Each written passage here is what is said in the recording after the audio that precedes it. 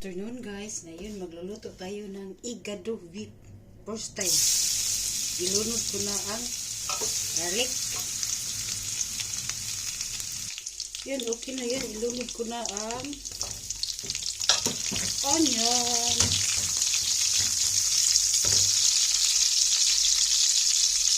Agoy, hindi ko pala naon. Ilunod ko na ang beef guys. Akong inikos-nikos. At hayaan natin nawala na ang balikan natin, okay?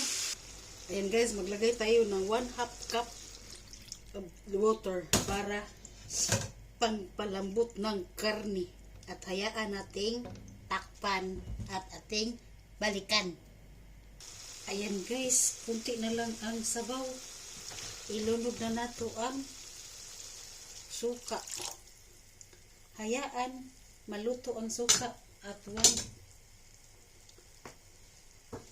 imikos-mikos. Mga 5 minutes. Okay. Yan, luto na ang suka guys. Ilagay na natin ang carrots and potato. At saka bay leaves at saka bell pepper. At ating imikos-mikos. Ay! Yan, nagmikos-mikos tayo guys.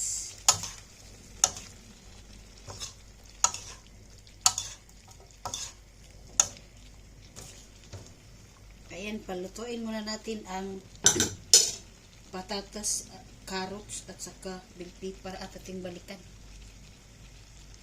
Nakalimutan ko pala, ilagay pala ang green beans.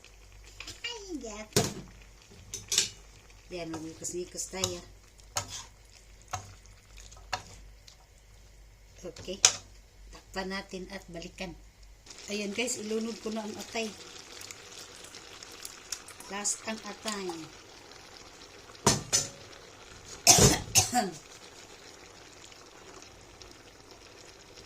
Yan, magmikos-mikos tayo.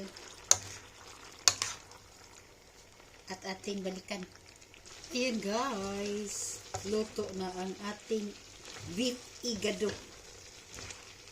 Okay, magpaalam na tayo. Bye-bye!